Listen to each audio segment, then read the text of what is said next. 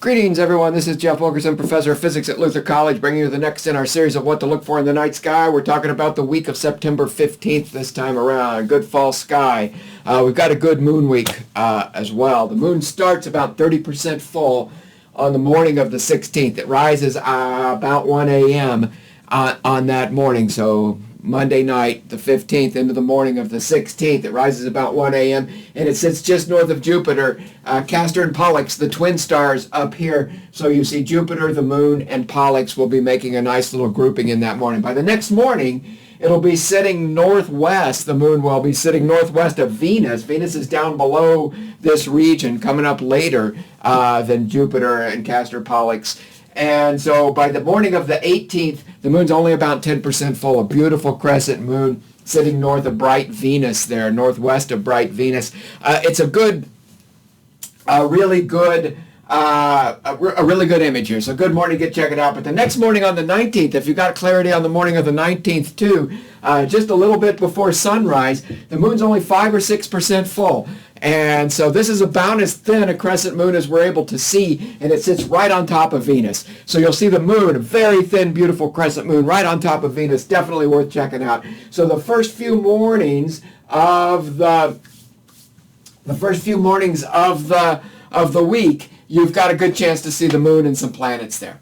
In the evening sky, let's look at Hercules. And I've made the confession on this space before, I know, that sometimes of all the constellations, sometimes Hercules just doesn't pop out to me, and I don't know why. I know where it is, and I look for it, and it's not got a lot of bright stars, and there are other stars in the region, but there's really no excuse for not being able to just look right up and see Hercules when you've been doing it for decades and decades and decades. And anyway, one way to find Hercules, the body of Hercules, what we call the keystone, is this body of Hercules. And one way to find that is to start at Deneb. Deneb, this time of year, just as it gets dark. So as soon as it's dark in the evening, you go out, you'll find Deneb is high in the sky. But starting, it's past meridian, it's thinking about setting. And Vega is further towards setting. So you go Deneb to Vega, and then drop on down to Epsilon Herculis, which is this lower left star in the keystone of Hercules. So let's give this a try, because Hercules is going away on us here. We're going to be able to see it less and less as we head through the fall. So you've got the body of Hercules right here. You've got Epsilon is a 3.9 magnitude star. Zeta is a 2.8 magnitude star. Zeta is a binary star that has about a 35-year period and is about 35 light years away. So it is a relatively close binary star and has a relatively short period. It's a hard binary star to pull apart with an amateur telescope in your backyard. So you got to have good skies. If you've got good crisp skies, it's only about 1.5 arc seconds separates the 5.5 magnitude companion from the 2.8 magnitude primary star. Remember, the magnitude system counts backwards. Every step in magnitude is a factor of 2.5 in brightness. So there's a real brightness difference between these two stars. They're relatively close, and so it's a challenge object. It's worth trying. William Herschel discovered this star in 1782 as a binary star. So William Herschel, we've talked about this one other time maybe, I think, in all the years we've been doing this. William Herschel was really interested in parallax. He was trying to measure parallax that would have been confirmation of the fact that we're orbiting the sun. We orbit the sun here, a nearby star. We look at it from this angle. When we're over here, we look at it from this angle. So we see nearby stars jumping back and forth ever so subtly against background stars. The universe is so big, the galaxy is so big, that we don't see, even the nearby stars don't move very much relative to the background stars. So the nearby stars are far enough away that this what was it called in the book that I recommended to you once before on here? Parallax, the subtle weave of this star back and forth. I think that was I think that was Bessel who discovered the first parallax. I think that was his words, to say the subtle weave of this star back and forth. And Herschel was looking for this in 1782 in a bunch of stars. And the way he was doing it was he was looking at a star system that had two stars. He was looking at two stars that were really close together, so it would be easy to measure this subtle weave, and had one star that was bright and one star that was dim, and he was assuming the dim star, this star, 3 magnitudes almost dimmer, so 10 times, more than 10 times fainter this star is than the primary. He was assuming that star was much farther away. He was assuming it was it was 3 times farther away, and he might be able to measure this this shift back and forth. But it turns out that all of the systems he was looking at started to show orbital motion, and so he was actually observing binary stars that were in orbit around one another, and he was disgusted because that means they were the same distance, and he wasn't going to be able to measure parallax. And yet those stars became some of the most important laboratories for us in the decades and the centuries ahead.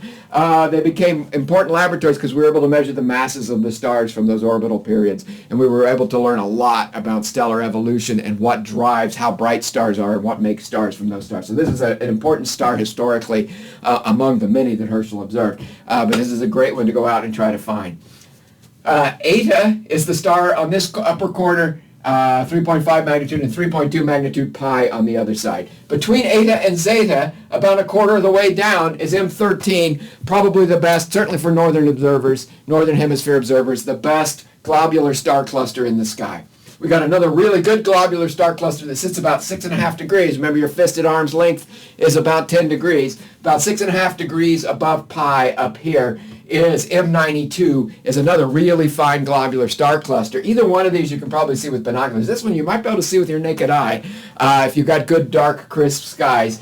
And so these are binocular objects here. There is another globular star cluster that sits up here about 10 degrees north of Eta. So you go up to Sigma. So you think of the body of Hercules with legs and arms coming off of Hercules, and one of the arms up this direction. Sigma is a 4.2 magnitude star, and Tau is a 3.9 magnitude star. So you go up here and angle out till you're about 10 degrees above Eta, and you've got NGC 6229 is another globular cluster. 3 very different globular clusters. I made the claim M13 is probably the best globular. It's one of the best objects to observe in the northern hemisphere. It's 5.7 magnitude, integrated, all the stars added together make up 5.7 magnitude, and it's 23 arc minutes, almost, it's over 1/3 of a degree in diameter.